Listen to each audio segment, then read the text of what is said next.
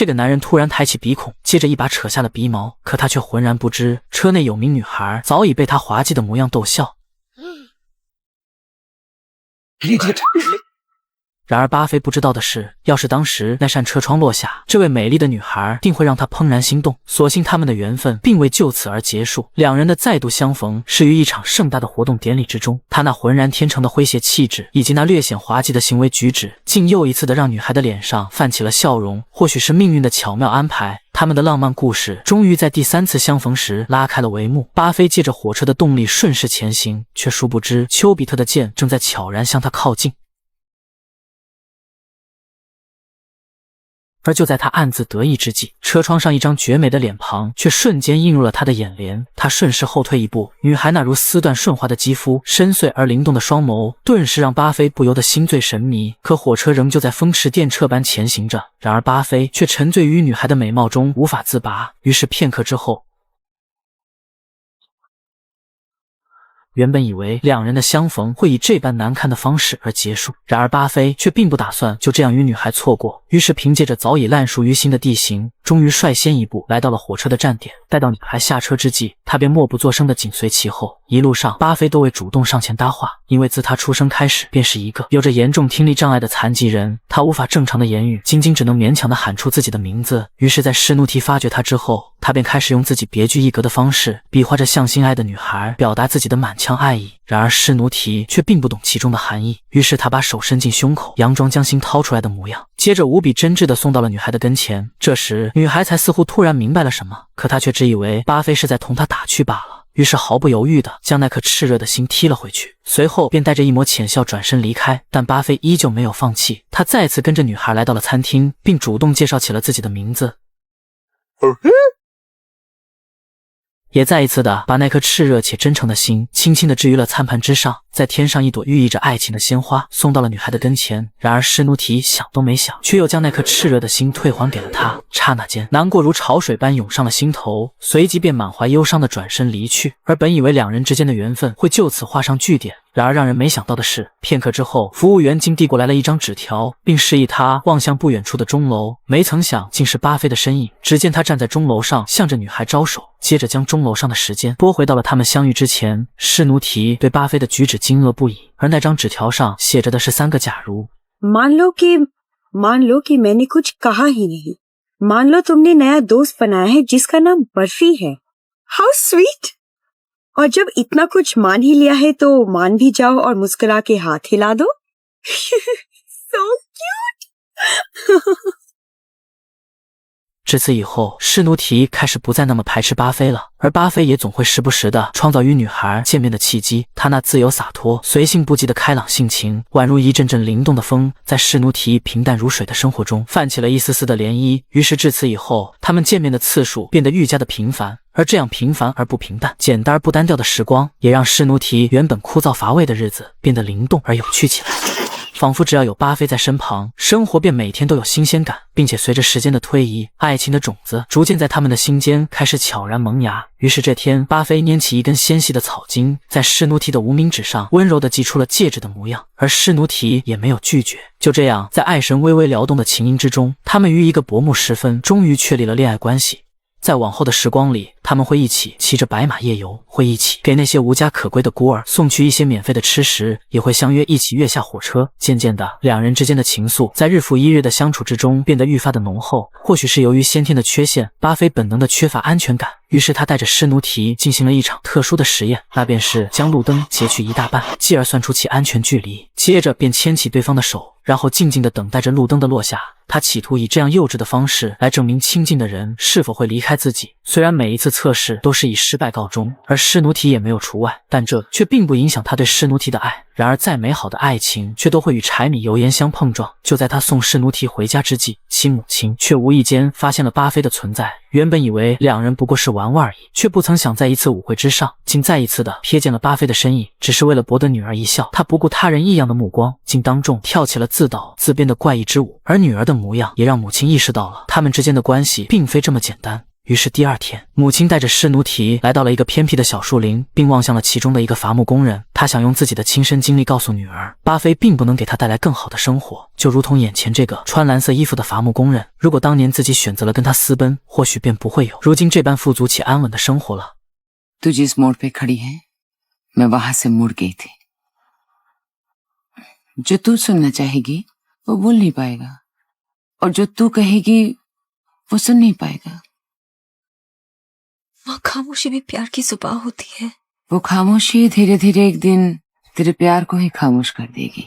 原来他早已为女儿物色好了一个门当户对的富家公子，只要女儿同意，他便可以立马安排两人的婚事。于是在母亲的一番言语后，施奴提对巴菲的爱开始陷入了迷茫。然而巴菲却对此并不知情，他依旧沉浸在对两人未来美好生活的憧憬之中。于是这天，巴菲精心打扮了一番，打算登门向施奴提求亲。而为了给施奴提的父母留下一个不错的好印象，临近家门口时，他还特意的理了理发型，接着敲响了施奴提家的房门，并将写好的求婚信第一时间交给了施奴提的父母。可就在他满怀期待之际，一个回眸却瞥见了一名男子出现在了施奴提的身边，他们举止亲昵。此刻一股疑虑与不安在心头萦绕，他多么希望这仅仅只是一场误会而已。可当瞥见施奴提那闪躲游移的目光时，巴菲似乎突然明白了什么，于是他急忙尴尬地收回了刚交出去的婚书。此刻他一心只想逃离这里，可刚到门口时，却又不慎撞见了施奴提和他的未婚夫。尽管内心早已崩溃到了极点，但他还是强装镇定地为两人送上了祝福。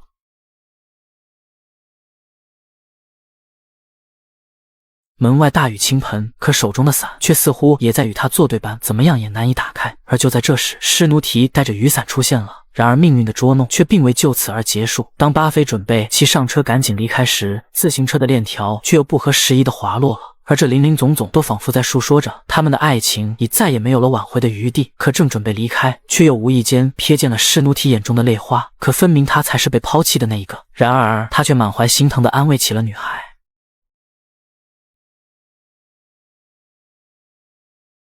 就这样，两人从彼此的全世界中擦肩而过了。然而施奴提怎么样也不会想到，这一次的抉择将会成为他此生再也无法弥补的遗憾。外面的阳光正好，可巴菲的心却仿佛被黑暗全然吞噬了，再也没有了光亮。并且才分手不久后，他从朋友的口中得知施奴提一家将要搬迁到未婚夫的城市。于是再三思索后，他还是决定去见心爱之人最后一面。就这样，他再次骑上了自行车，并朝着那辆火车追去，就仿佛他们初次相逢那般。他趴在了施奴提的车窗前，痴痴地望着心爱之人的容颜，仿佛在向那逝去的爱情做最后的道别。然而下一秒，他也同样的撞向了电线杆，只是不同的是，这一次他并未去追那辆渐行渐远的火车。就这样，没有了施奴提的日子里，巴菲终日变得郁郁寡欢，仿佛曾经的不羁与洒脱也随着施奴提的离去而离去了。然而糟糕的事总是接踵而至，就在施奴提离开不久后，巴菲如往常般喝完酒准备睡下，可他却浑然不知楼下的父亲已突发了心脏病，正危在旦夕。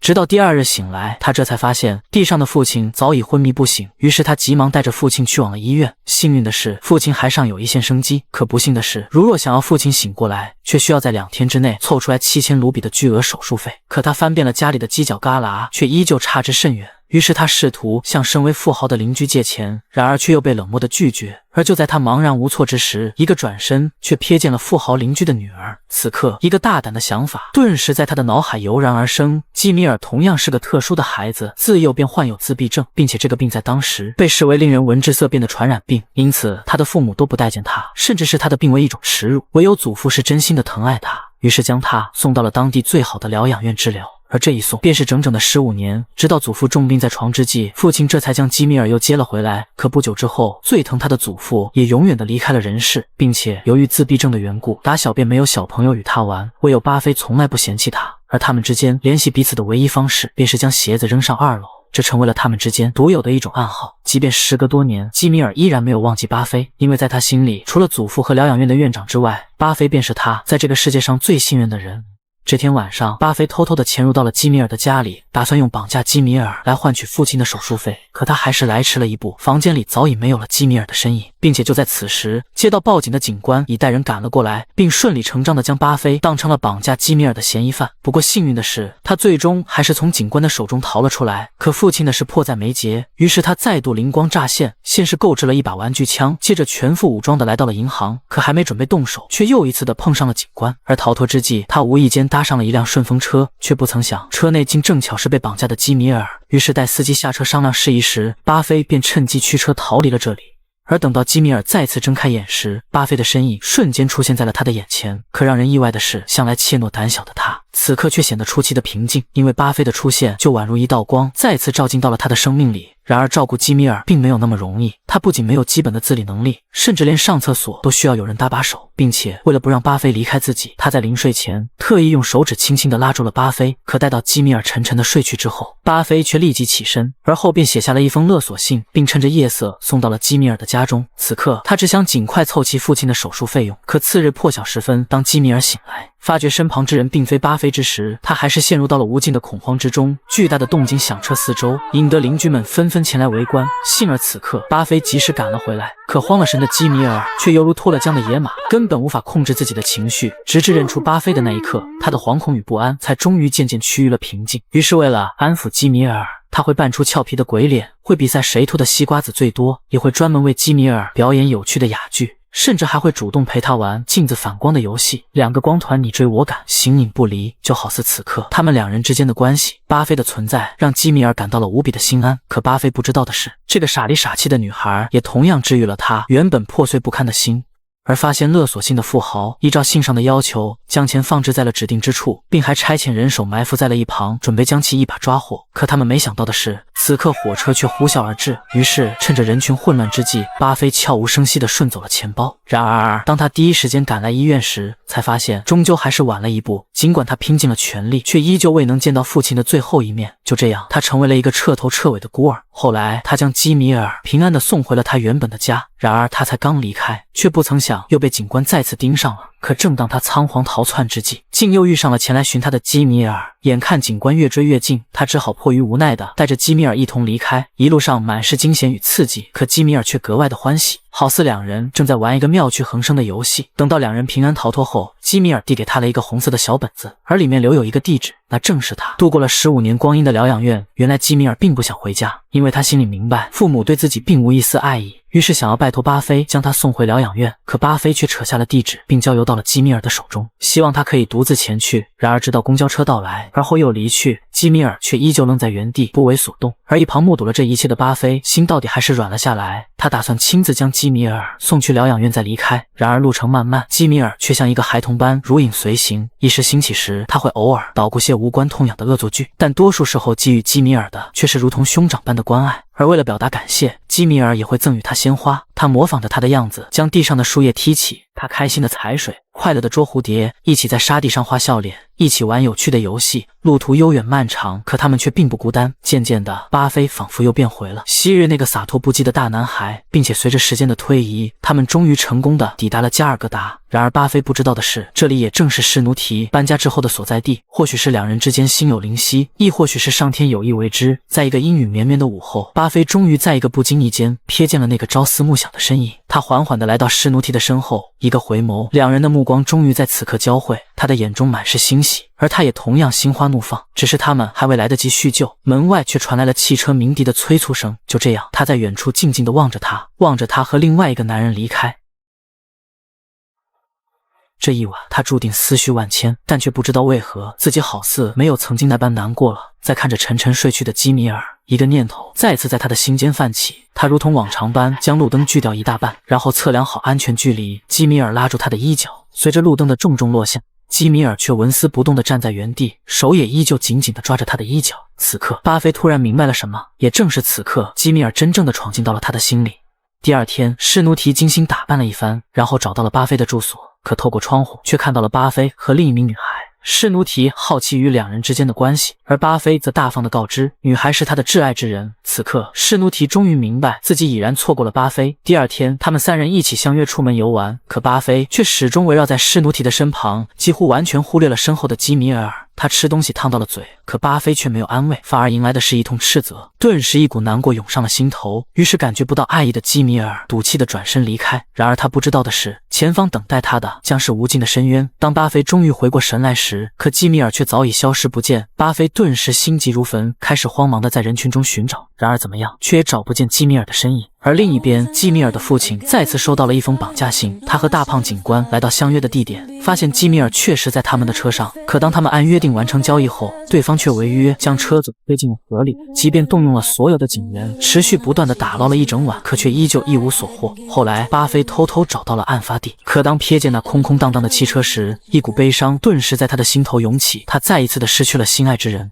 随后，施奴提将他带到了车站，并递给他了一张车票，希望他赶紧逃离这个危险之地。可看着巴菲离开的身影，施奴提却再次陷入了犹豫。他已然失去过巴菲一次了，但上苍仿佛又重新赐予了他一次选择的机会。看着手中早已买好的车票和即将渐行渐远的火车，终于在最后一刻做出了选择。他飞快地朝着火车狂奔而去。这一次，他决定遵循自己内心的声音。于是，施奴提怀着既憧憬又忐忑的心情，坐在了靠近巴菲的位置上。然而，事情当真会如他所预想的那般发展吗？后来，他们回到了曾经与基米尔住过的房间，可巴菲的眼中却仿佛再也没有了光亮，而唯一的乐趣便是盯着基米尔的涂鸦愣神。此刻，施奴提才终于明白，自己得到的不过是一副躯壳而已，而他的心也早已随着基米尔的离去而离去了。他终究还是迟了一步。后来，他无意中发现了基米尔留下的红色本子，上面缺少了一页，过往的回忆顿时在脑海闪现。这时的他突然萌生了一个想法，或许基米尔并没有离世，只是回到了他曾想去的疗养院呢。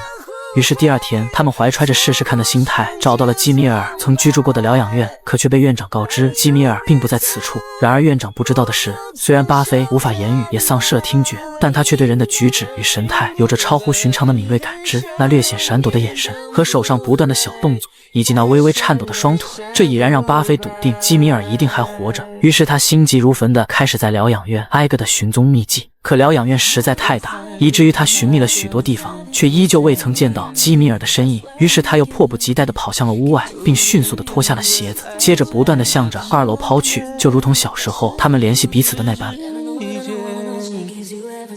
而这一幕也被院长看在了眼里，他被巴菲的深情与执着所打动。或许基米尔已然有了比这里更为温暖的归属。没错，正如巴菲所料想的那般，基米尔并没有离开人世。原来当晚所谓的绑架案，竟是基米尔的亲生父亲所蓄意谋划的，而其目的仅仅是想将基米尔爷爷留给他的遗产悉数的占为己有。可爷爷为了基米尔的余生考量，即便是身为自己的亲生儿子，却也无权支配这巨额的财富，只能如同仆人般按月的领取俸禄。于是父亲便找到了疗养院的院长，并与其达成了协议，那便是编排一场虚无的绑架案，然后再伪造出基米尔已然遭遇不幸的假象。而这样一来，父亲不仅可以名正言顺地取走遗产，就连院长也能将基米尔永远地留在身边。因为多年的陪伴，院长早已将基米尔视作了自己的亲生女儿。而巴菲依旧在不停地抛掷着自己的鞋子，几乎耗尽了全身的力气。而施奴提将这一切都看在了眼里，直到鞋子再一次重重地砸落在地。此刻，那股悲伤再次在心头蔓延开来，或许自己真的永远失去了基米尔。然而正当他们垂头丧气地准备离开之际，房间的基米尔终于看到了他们离开的背影。巴菲无法听到呼唤，可施奴提却将这一切听得真真切切。他原本可以选择就这样与巴菲一直走下去，可他终究还是选择了回头，并将目光投向了身后不远处。在得到肯定的答案后，巴菲的泪水止不住地落下。他平复好自己的情绪，又整理好自己的头发。